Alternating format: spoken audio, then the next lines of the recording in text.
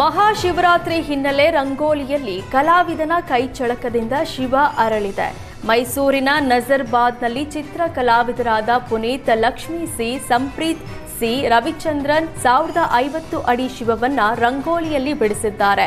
Manoj M ಇವರ ಸಹಕಾರದಲ್ಲಿ ಆದಿಯೋಗಿ ಶಿವ ಮೂಡಿದ್ದು ಅದ್ಭುತ ದೃಶ್ಯ ಡ್ರೋನ್ನಲ್ಲಿ ಸೆರೆಯಾಗಿದೆ.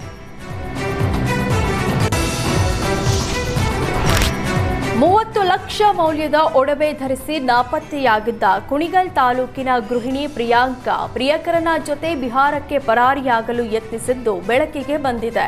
ಮನೆಯಿಂದ ಹೊರಡುವ ಮುನ್ನವೇ ಪೊಲೀಸರ ಕೈಗೆ ತಗಲಾಕೊಂಡಿದ್ದಾರೆ. ಶನಿವಾರ ಬೆಳಗ್ಗೆ ಬಿಹಾರಕ್ಕೆ ತೆರಳಲು ಇಬ್ಬರು ಎಲ್ಲ ಸಿದ್ಧತೆ ಮಾಡಿಕೊಂಡಿದ್ರು. ಇನ್ನೇನು ಕುಣಿಗಲ್ನಿಂದ ಹೊರಡಬೇಕು ಅನ್ನುವಾಗಲೇ ಶುಕ್ರವಾರ ರಾತ್ರಿ ಮನೆ ಮುಂದೆ ಬೇಲೂರು ಠಾಣೆಯ ಪೊಲೀಸರು ಬಂದು ನಿಂತಿದ್ರು. ಪೊಲೀಸರು ಬಂದಾಗಲೇ ಪ್ರಿಯಾಂಕಾ ಮನೆಯಿಂದ ಹೊರಗೆ ಬಂದಿದ್ದಾಳೆ. ಪೊಲೀಸರು ಬರುವುದು ಸ್ವಲ್ಪ ವಿಳಂಬವಾಗಿದ್ರು. ಪ್ರಿಯಾಂಕಾ ಡೇವಿಡ್ ಬಿಹಾರದತ್ತ ಪ್ರಯಾಣ ಬೆಳೆಸ್ತಾ ಇದ್ರು. ಒಂದು ವೇಳೆ ಕುಣಿಗಲ್ನಿಂದ ಎಸ್ಕೇಪ್ ಆಗಿದ್ರೆ ಈ ಪ್ರಕರಣ ಮತ್ತಷ್ಟು ಜಟಿಲವಾಗ್ತಾ ಇತ್ತು.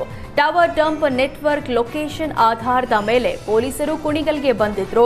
ಸದ್ಯ ಪೊಲೀಸರ ವಶದಲ್ಲಿದ್ದ ಪ್ರಿಯಾಂಕಾ ಗಂಡನ ಮನೆಗೆ ವಾಪಸ್ ಹೋಗಲು ಒಪ್ಪದಿದ್ದಕ್ಕೆ ಸಾಂತ್ವನ ಕೇಂದ್ರಕ್ಕೆ ಪೊಲೀಸರು ಕಳಿಸಿದ್ದಾರೆ.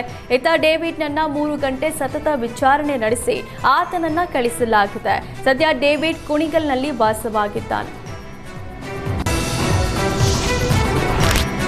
ರೇಣುಕಾಸ್ವಾಮಿ ಕೊಲೆ ಕೇಸ್ನಲ್ಲಿ ಪರಪ್ಪನ ಅಗ್ರಹಾರ ಕಾರಾಗೃಹ ಸೇರಿರುವ A1 ಪವಿತ್ರ ಗೌಡ ಮತ್ತೆ ಜಾಮೀನು ಕೋರಿ ಸಲ್ಲಿಸಿದ್ದ ಅರ್ಜಿ ವಜಾ ಆಗಿದೆ. ಮಗಳ ಪರೀಕ್ಷೆ ಕಾರಣ ನೀಡಿ ಜಾಮೀನು ಕೋರಿ ಪವಿತ್ರ ಅರ್ಜಿ ಸಲ್ಲಿಸಿದ್ರು.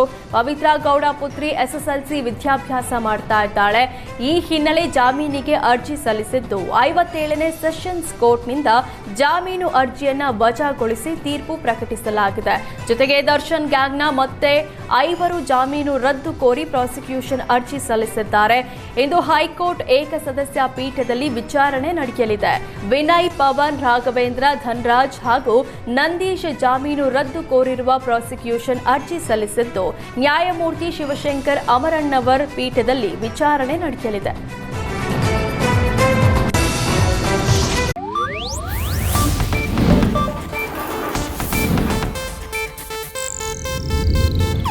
ಇದು ಏಷ್ಯಾನೆಟ್ ನ್ಯೂಸ್ ನೆಟ್ವರ್ಕ್ ಪ್ರಸ್ತುತಿ.